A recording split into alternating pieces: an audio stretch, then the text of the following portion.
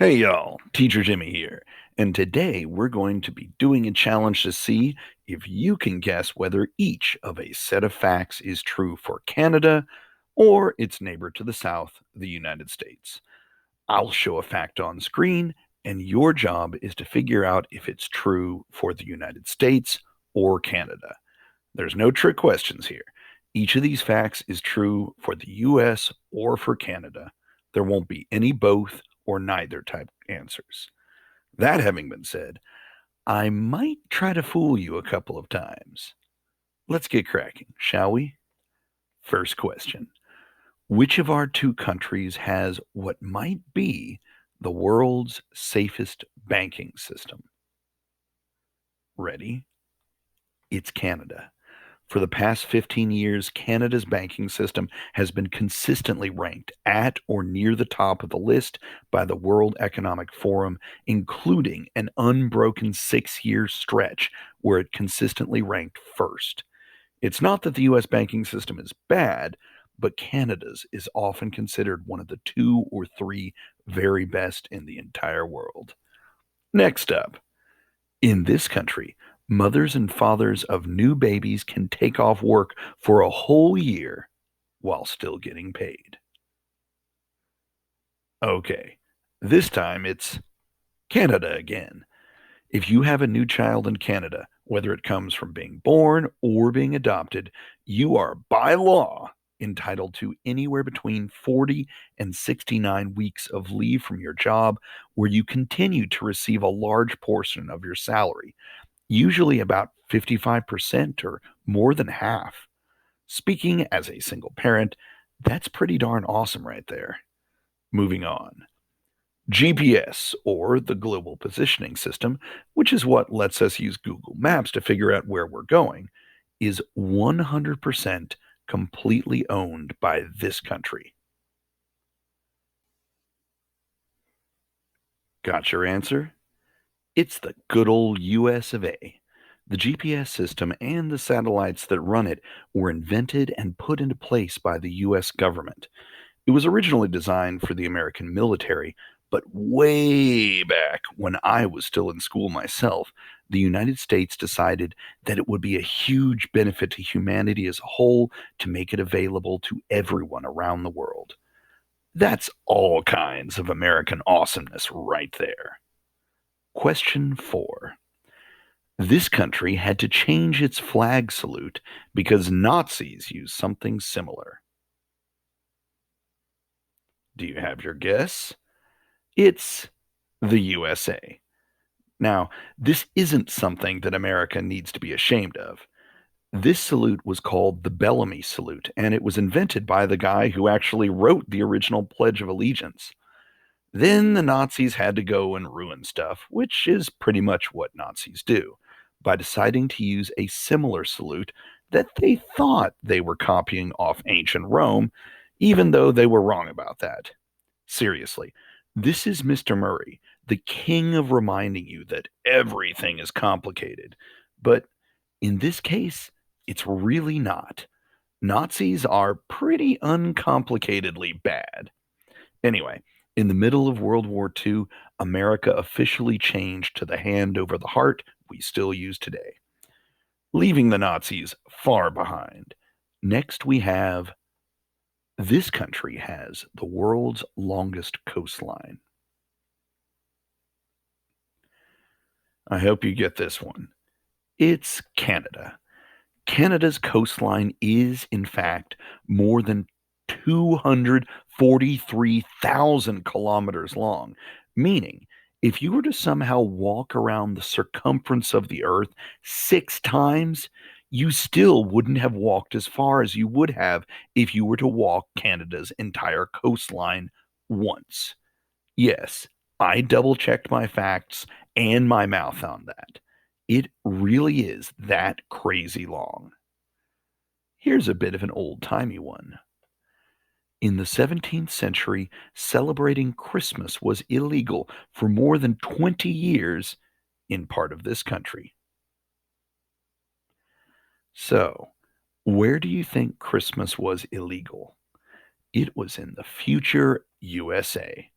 Many of the early Puritan groups who came to settle what would become the United States felt that since celebrating Christmas wasn't mentioned in the Bible, the celebration was unchristian, and you could get a pretty hefty fine if you were caught celebrating it. That law lasted for more than 20 years in what would later become Massachusetts. Fun times, huh?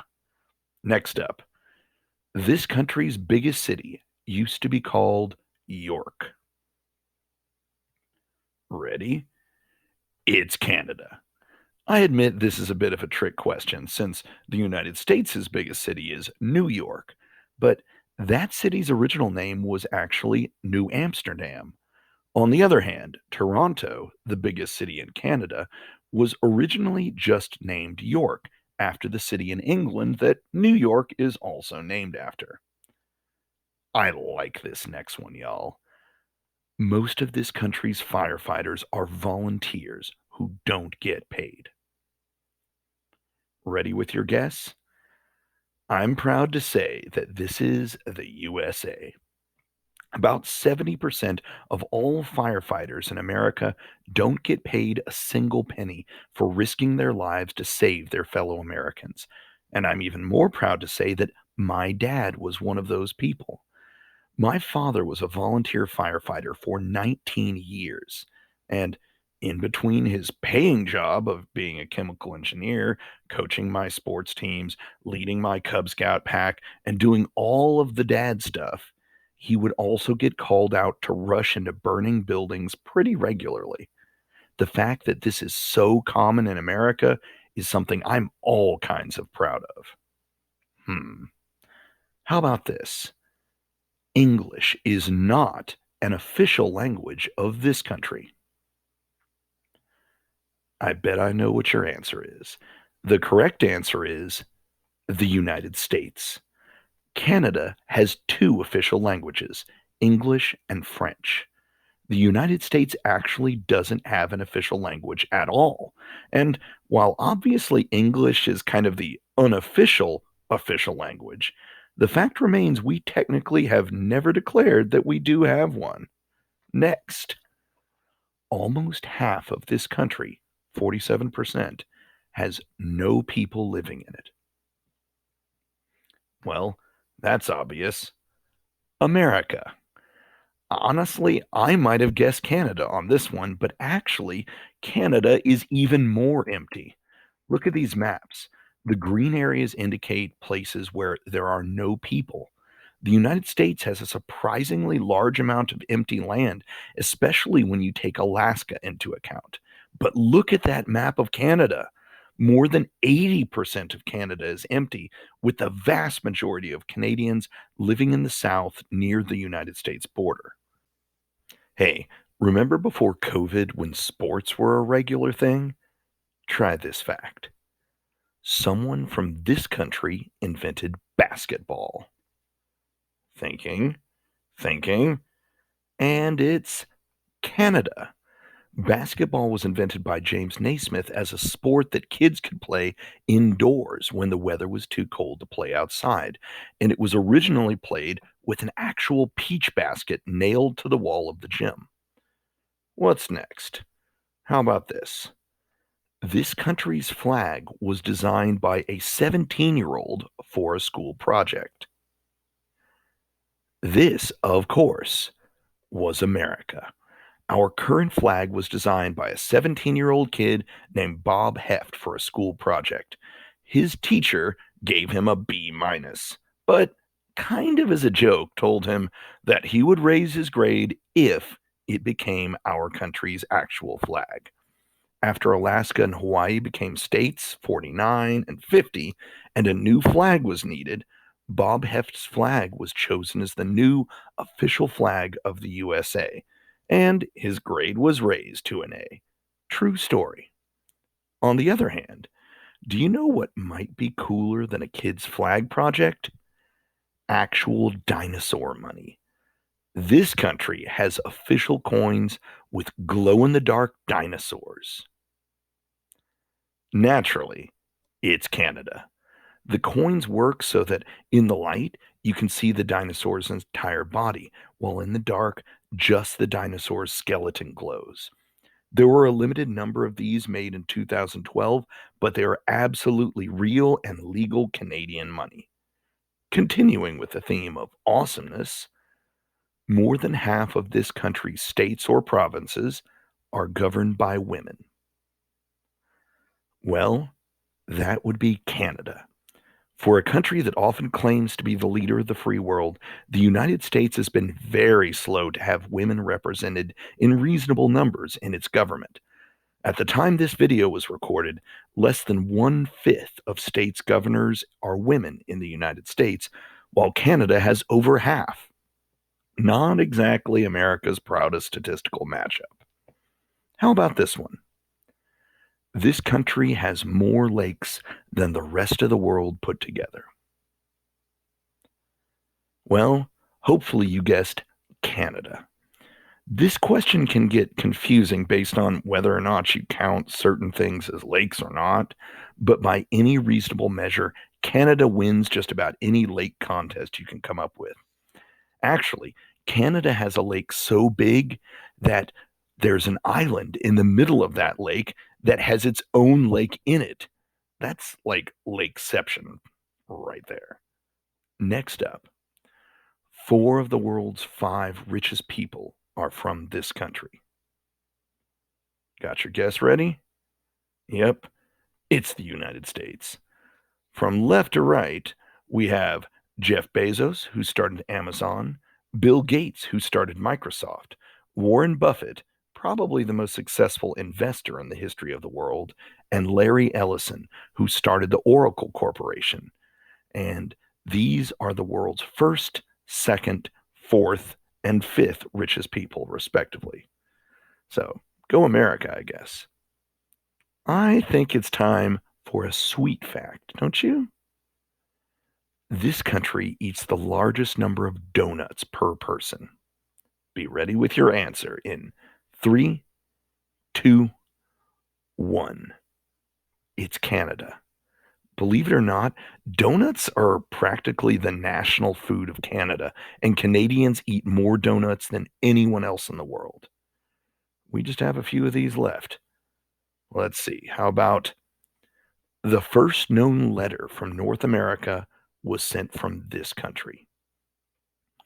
Did you pick Canada? The first letter was from a guy named John Rutt to King Henry VIII, reporting on his progress on trying to find a shortcut through North America to get to Asia. Spoilers, there really isn't one, at least not until the Panama Canal was dug many hundreds of years later. Okay, this is our penultimate fact.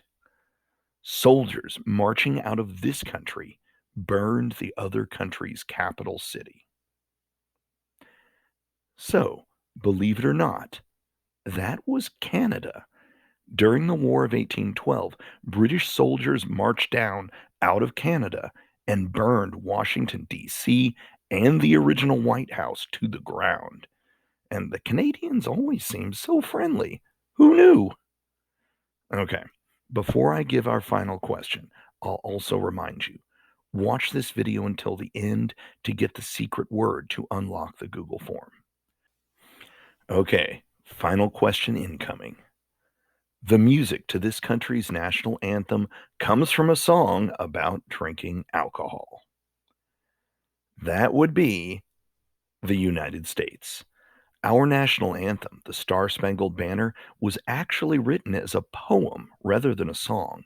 However, after the poem was written, people noticed that the poem fit the tune of a popular drinking song called the Anacreontic Song, and what was originally just a poem to be read or spoken quickly became a song set to the music written by someone else. Well, that just about does it.